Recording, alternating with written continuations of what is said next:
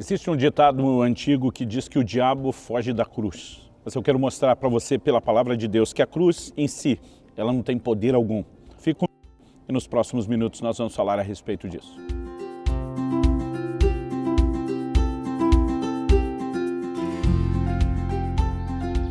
Gente, estou hoje em Genebra e atrás de mim nós temos aqui a chamada Catedral de São Pedro. Na verdade, um lugar onde um dos ícones da Reforma Protestante, Calvino, exerceu o seu ministério e pregou muitos dos seus sermões. Nesse lugar, eu aproveito para trazer uma mensagem ao seu coração. Em 1 Coríntios, no capítulo 1, dos versículos 18 até o 23, nós lemos: pois a mensagem da cruz é loucura para os que estão perecendo, mas para nós estamos sendo salvos, é o poder de Deus. Pois está escrito: destruirei a sabedoria dos sábios e rejeitarei a inteligência dos inteligentes. Onde está o sábio? Onde está o erudito? Onde está o questionador dessa era? Acaso não tornou Deus louca a sabedoria desse mundo? Visto que na sabedoria de Deus, o mundo não o conheceu por meio da sabedoria humana, agradou a Deus salvar aqueles que creem por meio da loucura da pregação. Os judeus pedem sinais miraculosos e os gregos procuram sabedoria.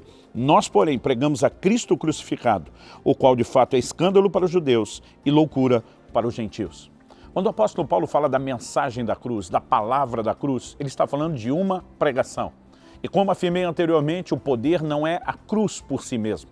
Na verdade, a cruz onde Cristo foi levantada era um símbolo de maldição. Ao longo das eras, as pessoas passaram a tratar da cruz como um objeto supersticioso, como se ele pudesse proteger, como se o sinal ou um símbolo da cruz significasse alguma expressão de poder. Na verdade, o que tem poder é a obra de Jesus que foi realizada numa cruz. E essa obra só passa a ter poder quando ela é proclamada através de uma mensagem bíblica que inspira fé no coração das pessoas, que além de trazer entendimento, gera devida resposta de fé, para que por meio dessa resposta de fé, então ela se materialize, ela se torne realidade. A cruz, por si mesmo, não tem o poder de mudar a vida de alguém. Nem apenas aquilo que Jesus fez na cruz sozinho afetará a vida de alguém. Apenas a mensagem da cruz, quando pregada, quando proclamada e quando devidamente acolhida e recebida, pode fazer toda a diferença. É importante observarmos porque Jesus nos mandou proclamar as boas novas do Evangelho. Porque tudo aquilo que ele fez na cruz não teria poder prático na vida das pessoas se a mensagem não fosse anunciada. Então nós precisamos, obviamente, ser agradecidos a Deus pelo que nos foi proporcionado na cruz, mas entender que se não fosse a mensagem, a pregação, a proclamação do que foi realizado lá, nada disso seria transferido para a nossa vida. E da mesma forma como nós não teríamos nos tornado participantes da obra da cruz, se não proclamarmos essa mensagem, outros não serão incluídos.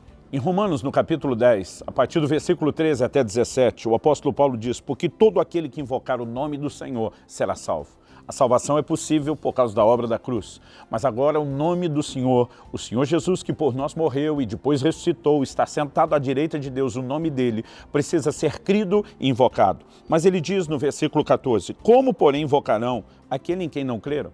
Então, para ser salvo, precisa invocar. Mas como invocar aquele em quem não creram? A próxima pergunta é: como crerão naquele de quem nada ouviram? E como ouvirão se não há quem pregue? E como pregarão se não forem enviados? Porque ele diz no versículo 17, assim a fé vem pelo ouvir e ouvir a palavra de Cristo.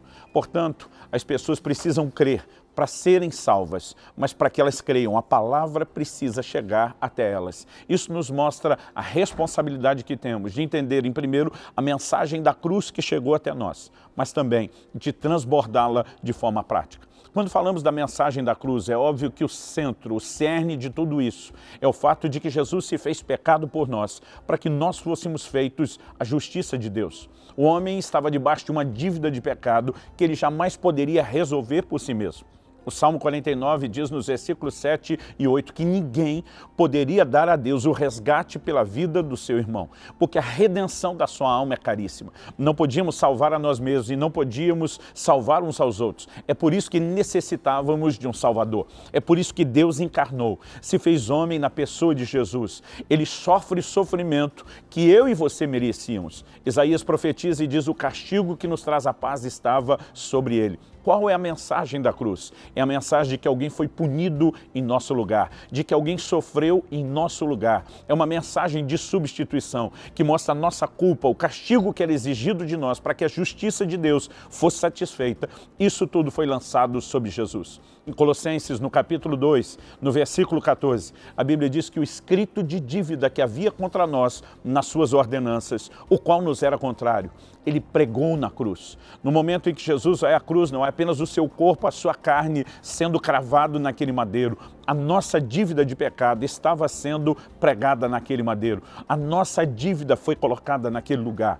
E entender a mensagem da cruz significa que eu não tenho que pagar pelos meus pecados.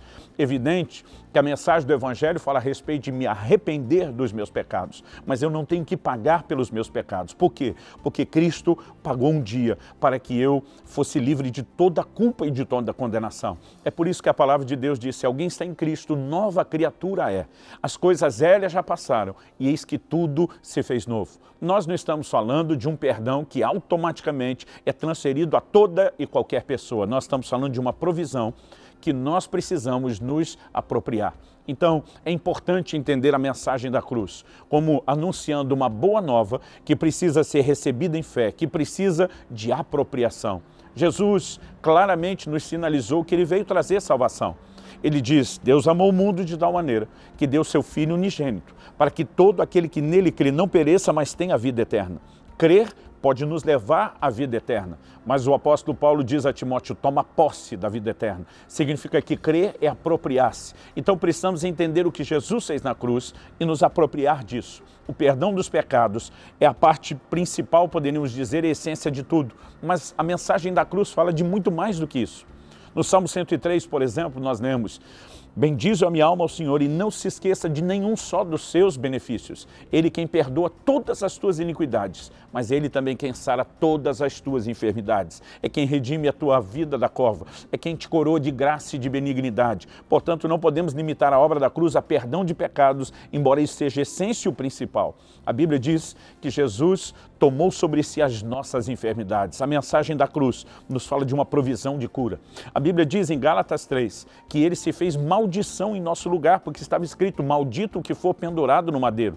E assim como Ele se fez pecado para que a gente se tornasse a justiça, assim como Ele levou sobre si as enfermidades para que pelas suas feridas nós fôssemos sarados, a Bíblia diz que Ele se fez maldição para que nós recebêssemos a bênção. A cruz é um lugar de troca. E quando entendemos o que foi providenciado e nos apropriamos disso, podemos viver o poder da mensagem da cruz. Uma mensagem que tem que ser compreendida, uma mensagem que tem que ser crida. No entanto, a cruz não fala apenas daquilo que Deus fez por nós. A cruz também tem um aspecto da mensagem que tem sido muito negligenciado em nossos dias. A cruz também fala a respeito daquilo que nós temos que fazer para com Deus.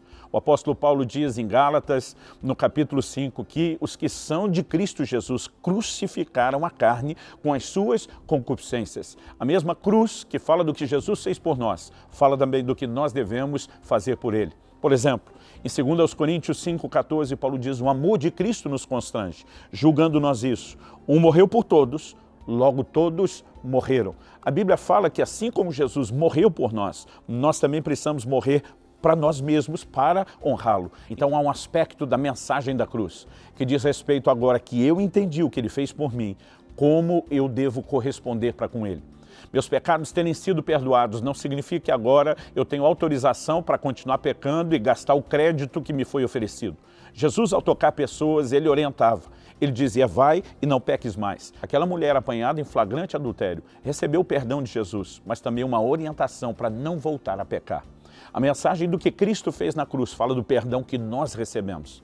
Aquela parte da mensagem da cruz que fala a respeito do que nós devemos fazer por Ele é frear a paixão da carne, a inclinação ao pecado, é honrar o sacrifício feito por nós, é receber da mesma graça que nos trouxe salvação, é receber dela o empoderamento para não viver mais no pecado, para corresponder com o Senhor Jesus. Quando Paulo, escrevendo aos Gálatas, diz: estou crucificado com Cristo, ele está dizendo não apenas da substituição de Jesus, que o que Ele fez nos representa, mas ele diz: eu tenho que encarnar essa realidade de que eu também fui crucificado, já que Ele era o meu representante, para que eu também morresse para minha inclinação à carne e ao pecado. Quando falamos da cruz de Cristo, precisamos reconhecer que a única coisa que Jesus decidiu compartilhar, além dos benefícios da obra por ele ali realizada, foi a possibilidade de carregarmos a cruz. Em Marcos, no capítulo 15, no verso 21, diz: obrigaram Simão Cirineu, que passava, vindo do campo, pai de Alexandre e Rufo, a carregar a cruz de Jesus.